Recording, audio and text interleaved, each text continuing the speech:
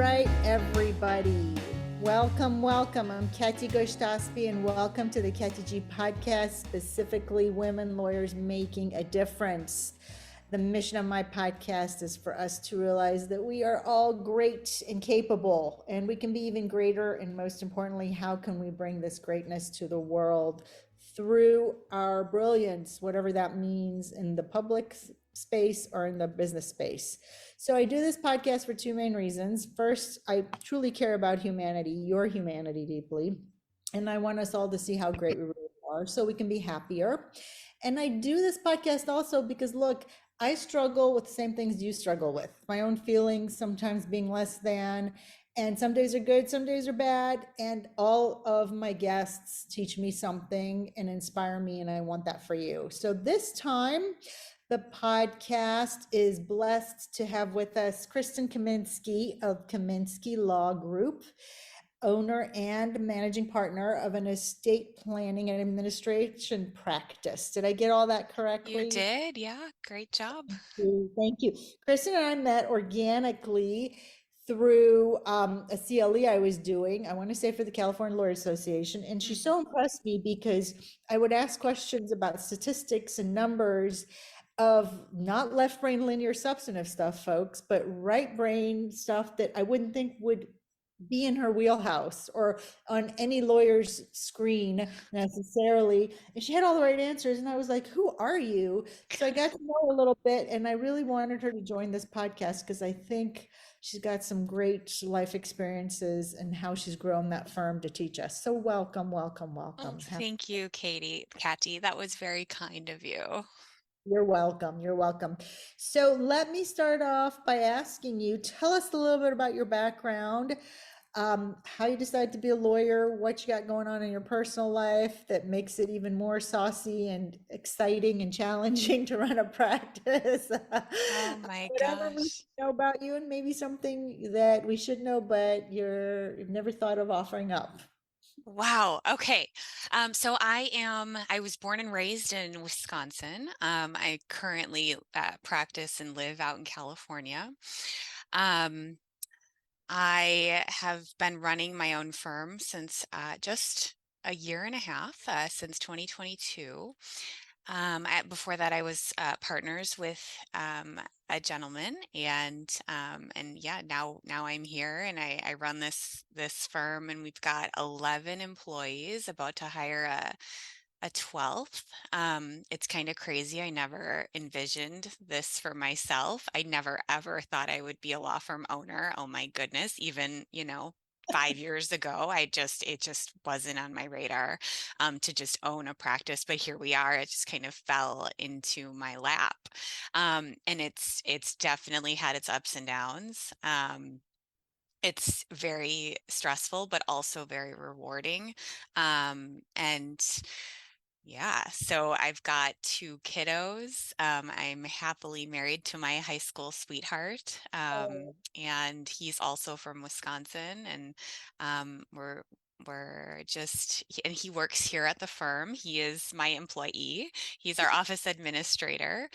And then he stays home with the kids as well. So yeah, that's that's kind of who I am. Interesting. I never knew that about your husband. That's fantastic. And Yeah. I say that, and I'm hoping the audience, if you guys are whoever, whatever you prescribe as your gender, or if you don't, that's cool too. But if you hold yourself out to be a woman lawyer, then it's interesting to reflect on how this dynamic can work and work well. So there you have it. Yeah, it really works beautifully. I tell him every day when I come home, I am so blessed to have him, and I am so thankful for him. He just does such a great job for our office, and I feel like all of our employees just love him the best, and that is okay with me because he's just wonderful to everyone. And so, yeah, he's fantastic. It really does work out well, and he never ever would have thought he'd be working at a law firm. He went to school for it was medical science, and it was medical art, and he got his master's in biomedical visualization, and it just kind of here we are. So your vision and your dreams might not be where you end up, but you know, can end up somewhere where you're just as happy and fulfilled. And maybe right there is the one nugget that someone can take away from this podcast right from the get-go, right? I mean, what does that require of both of you? Really. Well, it requires a lot of discipline. So we had to learn through the first, I think, year of opening up this practice that we can't take everything home because it was impacting our marriage, our kids, because everything that we ever talked about was about the business. And it was really harmful, I think, because dinners wouldn't be talking about fun things that we were going to be planning on the weekends. It was what's going on with, this thing that's, Matter, that matter. Yeah. yeah. So it was like, okay, we need to just break. We need to take a break. And so what I decided to do is to set up weekly lunches with just my husband and without the kids. And we take now an hour and a half and just talk over everything. We have an agenda and we both take notes for our agenda and we just are down to business in that hour or hour and a half and we get everything accomplished. And then that's really great because then when I come home at night, I'm not like itching to talk to him about something because I'm like, oh, we're going to talk about it on Thursday at our weekly lunch. So it's required a lot of discipline to just, not talk about work, but it's necessary when you're married to your office administrator. Wow, what a great tip. My husband and I don't have that scenario. He's a dentist, and yes, I set up his dental office. Yes, I have lots of tricks in my bag. I can even set up dental offices. Uh, but we're very cautious because I'm like, okay, I can't be hearing about dentistry all weekend long. Like I'll lose my Yes, mind because I've been a exactly. dentist's wife for so many years. Like I know more. I'm a junior dentist and it's very dangerous, but it's time. So thank you for that tip. I think I might actually implement that somehow. I'm like, okay, tell me all you want in an hour about Yeah, dentistry, all right. I want about my business, right? And then I can talk about And it. then, yeah, we're done. And then we're going to plan vacations, and that's it. And it does take discipline, but I think what you're saying, Kristen, is it takes more than that. It takes devotion and a dedication and as the emotional intelligence expert, self-awareness, which we find Yes. is the hallmark of emotionally intelligent, successful people, lawyers, leaders, you name it, right? Like Mm, stopping. And that's what I think I admire most about you. Picked up on that really quickly when I was delivering the CLE. I'm like, this person is very self-aware and astute. You can mm, just glean that from people. And this mm. is just another example of that. So how do you think you got to be so good at being self-aware? Gosh, that is a good question, and it could be from my childhood, because I grew up. My parents were divorced, and I grew up with my father and my stepmother, and my stepmother, she's a great person, and she um, would often say things to me to make me question my actions and make sure that I was acting proper in the proper in every situation because she had very very high expectations for me. So I think I learned a little bit from her, from the upbringing I had with her, and then also from my mother, who I didn't grow up with, but I visited her in the summers, and she had a different style of making me self-aware. And it was like in my stepmother was more of the social etiquette and who you are as a person, who others perceive you to be is very very important. And looking the part and doing all of the proper things was very very important to my stepmother. And then my mother, what it was a different sort of self-awareness where um, it was I don't know if I can properly articulate it, but she taught me a bunch of other things about being self-aware. And so maybe the combination of my stepmother and mother's teachings, then I became this self-aware person, and I don't even know if I'm actually that self-aware, but I appreciate the compliment. Um, I I do have to take a step back when I am at home, and I'd say, yeah, I am about to say something about The Office, and then I stop myself and say, "Oh my gosh, I was just about to bring this up. I'm not going to talk about it. I'm gonna just get my phone, put it on our agenda. We're gonna talk about it on Thursday." Yeah, and that's compartmentalization too, and that's effective, right? Mm, It all takes discipline. And to your earlier point, self-awareness is self-awareness. I just did a CLE and it was about diversity and implicit bias. And a gentleman, and I knew he was male because he identified as male, he said, how do I know if I have implicit biases? Which is a very good question. And I said, self-awareness. What are mm, those things that irritate you? Things, people, whatever, that irritate you during the day, that mhm, make you angry, that get under your skin. There's patterns there. There's a phrase that I just learned actually, you spot it, you got it. What you mm, don't like out there in the world is what you don't like about yourself. mm. So we generally tend to develop implicit biases against those because it's like, I'm just going to push that away. And so self-awareness combats all of that. So I'm willing to bet that you are very good in the having a diverse employee pool, or an understanding that at least you need a diverse employee pool. I was just talking to a client at what I told you earlier, used to be a regional firm, no longer is because it's gotten so big. And no self-awareness there by the managing committee on Mm. diversity, on really what works, what doesn't work. And that's okay. It's just, hey, when people feel like something's important enough and they're met with enough resistance and it's draining their energy, they'll focus on it, right? Yeah, one of the things that I have every single team member do before I hire them is take it's called Strengths Finder, a Strengths Finder test.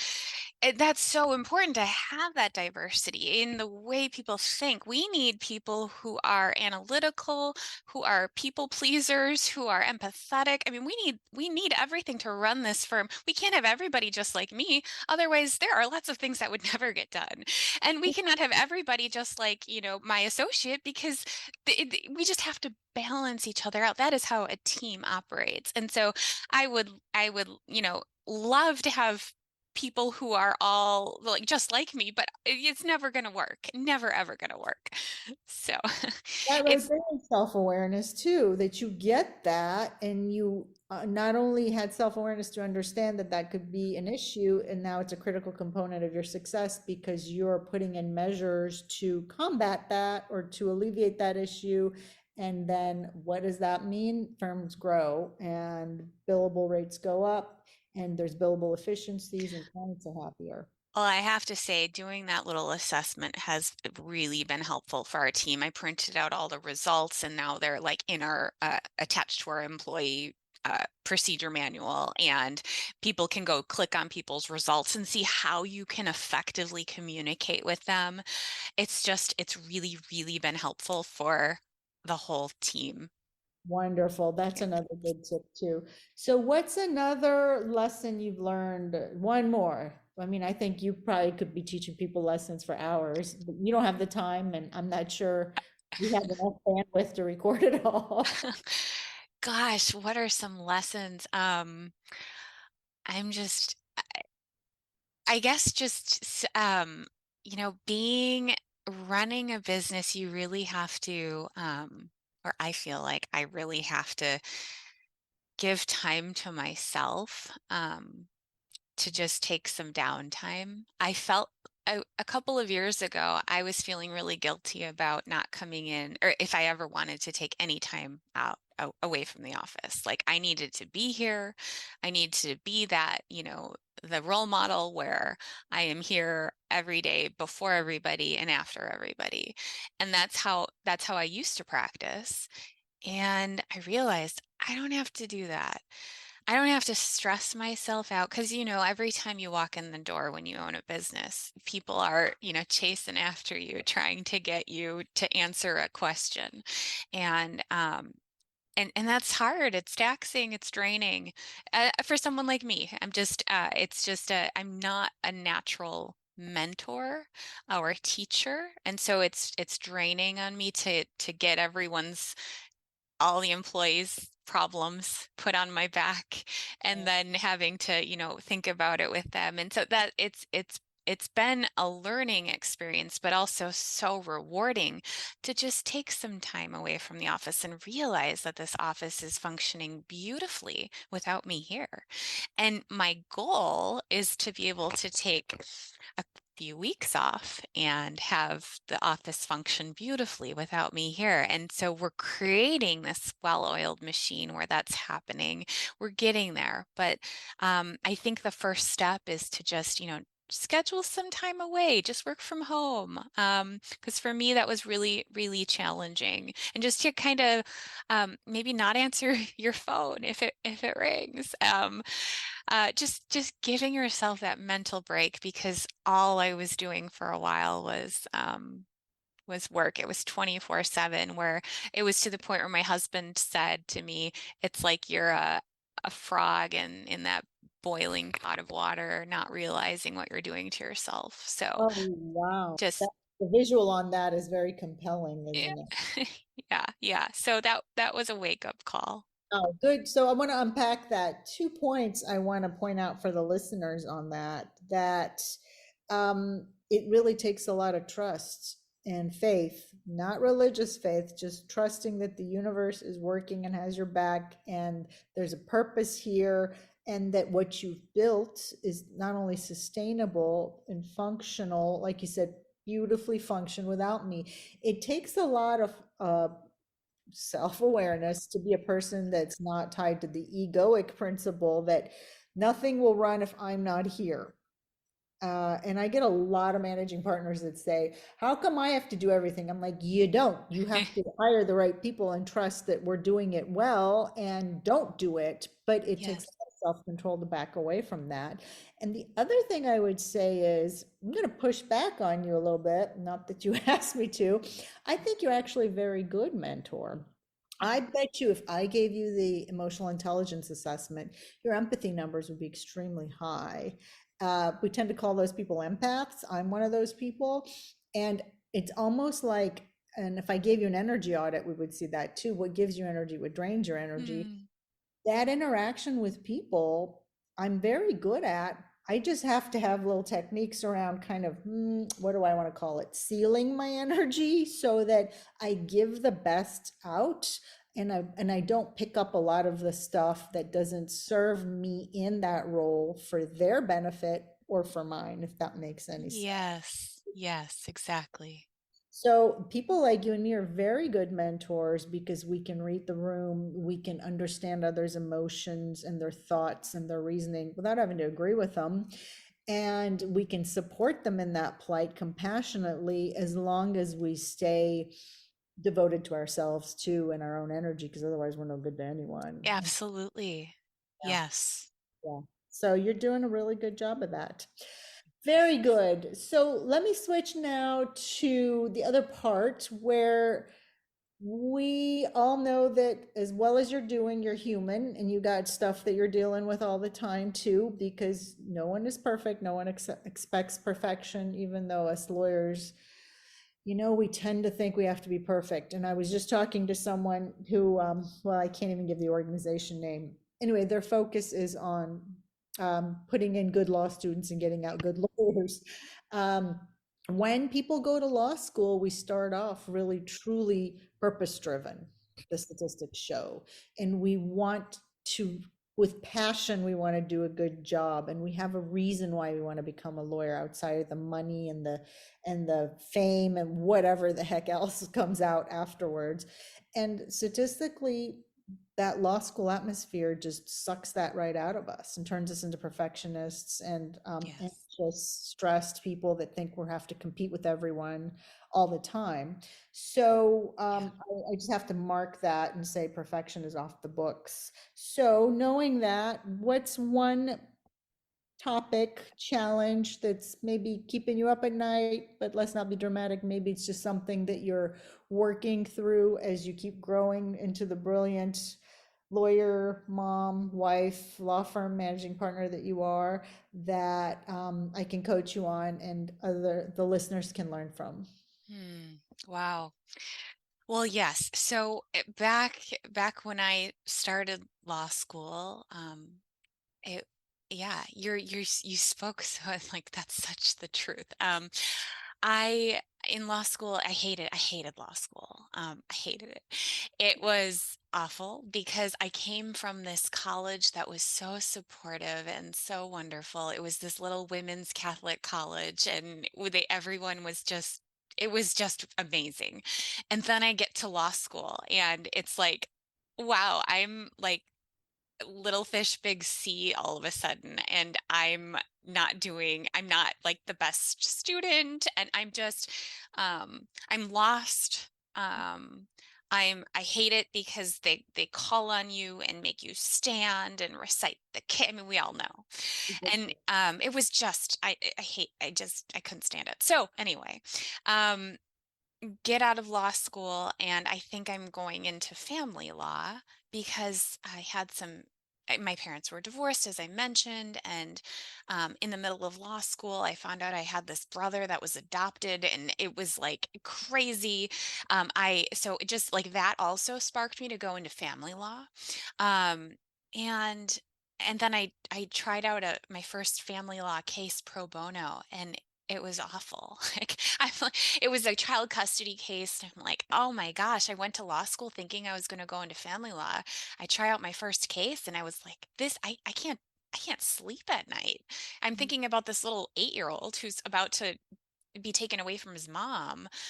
I can't do this. And so my boss at the time was amazing. She was a great mentor, and she said, Kristin, have you ever thought about estate planning? Because you can still deal with families just like I wanted to deal with, but you don't have that issue with the losing custody of children and all of that heartache. And I said, honestly, I've never thought about it. I took, trust and wills and trust in law school, and just, it was fine. It wasn't something I was passionate about at that time. And um, then I looked into it, and I contacted the best estate planning firm I could find in the area.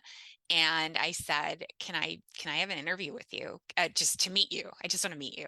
And they got back to me, and they said, sure, come on in. So I just met with them. I just met with the partners, and I just said, hey, I will work for you for free. I will be your intern, and you do not have to pay me a dime. I would just want to volunteer here do whatever I need to do to learn about this amazing firm and the practice area. So they contacted me back, and they said, we'd like to offer you a position as a paralegal. And I was licensed, and I said, no problem. I'm grateful for the job. I would be happy to serve as your paralegal. And they said, we anticipate we would bump you up to an attorney within 2 years. And so I took that job, and man, those guys were amazing. They were the best mentors I could have ever asked for. It was life changing, because I was like, oh my gosh, I am so glad I went to law school and suffered through those 3 years of misery, to be here, because I feel supported, I feel loved. I wanted to work for them forever. And so then I was bumped up to an attorney within 6 months. They were wonderful. And my husband, unfortunately, was laid off at his job. And so we had to move cities. And I cried and cried and cried when I had to break the news to them that I was no longer going to be working there after 4 years of working for those amazing people. And I moved here to this lovely location. And it took me a while, because I worked for some folks that I didn't quite mesh with, and their way of practice was not what I loved, that I learned from these amazing men that I used to work for. And it took a couple of firms, bouncing from firm to find something that I liked. And I eventually settled a case with someone, we were on two opposite sides, and we settled, and it was amicable. And so he called me. He was working at a different firm. He called me and said, "Hey, we're looking for an attorney if you're looking to switch jobs." And I said, okay. So it was perfect timing because I had just had my daughter, and I was kind of in the middle of maternity leave. And I didn't love where I was, and he let me just grow the practice to what I knew I loved, which was back when I was working with those estate planning lawyers in the other city. So he let me do that, and it was amazing, and that I could just grow it to that. So there was a retiring partner, and he did all the estate planning, and so I just kind of took over his cases, and there you go. So then I became partner at that firm, and then that the other partner that I was working with, he focused his practice mostly on civil litigation, bankruptcy, and we ultimately decided it just made most sense to split practices. So he is now practicing with his own firm. I'm with my own firm, and so that's how we got here. Um, that doesn't really answer your question about what keeps me up at night. But I've been through a lot in that transition in the last 10 years. When I left the former firm, uh, and just kind of getting here, it's been a roller coaster of emotions. So many nights that I thought, I can't do this. I I took on a staff of 7 employees at that time in 2022, and thought, how the heck am I going to pay a team of 7 people? I can't make payroll and then pay the rent and then pay all of the things like malpractice insurance, property taxes. There were so many like personal property taxes that I didn't even know I had to pay. Like all these things, payroll tax. I mean, so many things that I just didn't think I could do it. And so I was exploring other options too at that point. When I did create my own firm before that, I was thinking, gosh, maybe I just join another firm and just make it easy on myself. And I prayed and I meditated and I did all the things, and I lost sleep, and just decided that I'm just gonna go for it. And I'm not going to be home. My fear was I'm going to be homeless living under a bridge because I am the breadwinner. My husband, he has a job because I have a firm. I'm supporting him. I'm supporting my children. And I said, okay, we're not going to be homeless because here's why. If I can't make this work, okay, I can get a different job. He can get a different job, and we can it will work eventually. And maybe we'd have to ask family or something. I can't even fathom asking family for assistance. But my amazing uncle, he's an attorney, and he was very supportive of this whole thing. And he said, if you ever need a place to live, I can go live with him. My whole family can go live with him in Wisconsin, and he's got my back. So I had that. I could sleep a little bit better at night knowing that my amazing uncle had our back. But other than that, yeah, I think that's really what has kept me up, or had kept me up. And I'm just so grateful to be in the place I am now, and I'm so grateful that I didn't give up, because I could have so easily given up and just said, no, I'm just gonna, go somewhere else and work for someone else. But here we are. And it's stressful, but also it's so great because I can go in the middle of the day and go to my doctor's appointment, go get my nails painted if I want to, go out for lunch.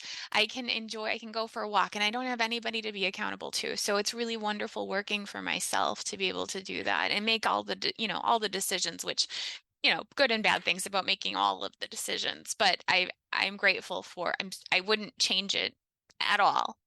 If I could have seen a crystal ball and saw, where I am right now, I would have said, oh, it's absolutely worth all of this. So perhaps, for people in your situation and for anybody who's listening, it's about growth. And those are the things that don't have to keep you up at night, but it's what good business owners are always looking at as their next challenge. How do I sustain this and Yeah. grow it? And including myself, what I'm always working with my own business coach on. Somebody today said, "You have a business coach?" I said, "My gosh, what kind of person would I be as a coach and consultant if I didn't have one?" How do I keep growing this business and not be stressed and doing more, frankly? And that sounds like a complete oxymoron, but it's manageable. So it's a function of really knowing your assets, your skills, the skills of your employee base, and then being able to create a projection. And this is where a lot of lawyers running firms get this not wrong, because that's such a judgment, but they spin their wheels a lot. They think running a law firm and the lawyer mentality is the same as running any other business. And so they start employing business tips that, yes, a law firm is a business, but there's nuances because the mindsets are different. And the challenges as a result of people's mindsets are different. And the law is based on precedents, which makes it seem like everything has to run as a function of what we used to do. And so that's the mentality most people have. And traditional business tips and consultants don't get that and can't get under to the human issues. And so they'll give you tips like, yes, create a priority A, B, and C file and color coded red, blue, and green. And that does work for general businesses. It's just the psyche part is what's important. So as you work on growing the practice, my offer to you is for you to think about the challenge is, how can you constantly be looking at the people element, the human element, the talent management? Because that's the piece where lawyers are like, I went to law school. I did not go to be a leader or to run a firm or to deal with these people. Frankly, everybody tells me that, including my husband. He's like, I'm a dentist. I Right. never sign up for the rest of this. I'm like, oh, the heck we did. Anytime you want to run any kind of business. But it's important to understand the nuances and tap into tools that really have already figured out those nuances, in terms of, oh, you're dealing with dentists, where here's what generally we see that works in dentistry because of the mindset and the underlying traits and abilities and what the fears of the population who won't go to the dentist are. Same thing with lawyers, different construct though. So keep that in mind if that's helpful. And I'm hoping for those of you listening, there's a tidbit of that made sense to you. Does that make sense, Kristin? It does, yeah. And I am every day working on that and building this team because it's one thing to really know the law, but I mean, you can find the law, we can figure things out pretty easily, but it's another thing to really be able to work well as a team. And that, I mean, I I feel like all I do every day is like work on the team. There's some issue going on with the team, whether it's what time you took your lunch today, or how did you communicate this, or something like that. There's always some issue. And I agree with your husband where he went to dental school. Most of what I do all day is not what I went to law school for. But that's okay. And I've really grown to enjoy this non-legal side of Good. things. And so it's kind of fun to just kind of work with the people and develop the team. So I've enjoyed that, and I'm thinking of, the next hire, and if it's going to be an attorney that kind of takes my legal role, and I'm more of just kind of the overseer of, the firm and making sure that we're still growing and running and operating smoothly. That's awesome. And that goes to the last point I'll make for those of you listening. Kristin is an example of being nimble and flexible and looking at, oh, what's going well versus how we're trained as lawyers is that slippery slope gray, area of what could go wrong. Let me anticipate every negative thing, every objection. That's brilliant lawyering. And actually, it's good in the functional world and in the world of business, because if we use it as empathy and compassion, I can anticipate your needs and your wants and put myself in your shoes so I can be more of a greater value in the dialogue we're having versus I know what to say to get you to shut up and cooperate with me, right? And give me what I Yeah. want, right? There's different uses to that, but whatever that means, it's about being flexible and nimble and pivoting and being able to see the other side and the possibilities. And I think you once said to me, we got on a call and I said, "Oh, I'm so busy." And I said, "But I'm grateful because that means I'm wanted and clients get value from me, and that's a great thing." And you said, "I like that perspective. That works for me. I'm going to adopt that." Right. And Yes. so that's what we're looking for high functioning, high emotionally intelligent lawyers, people, human, because like you said, to your point, the substance is only 50% as we calculated. And with AI, pretty soon there'll be Right. AI that can do the work of a lawyer. What AI can't do is the other 50%, which is those emotionally intelligent people that can run an effective business, that can connect and sell organically. Selling is about providing value and being of assistance because you have a skill set that others shouldn't have to cultivate on their own so that Mhm. they can go do what they're good at. And Mhm. so I want to ask you, is there one final thing, message, thought you want to leave us with? Hmm.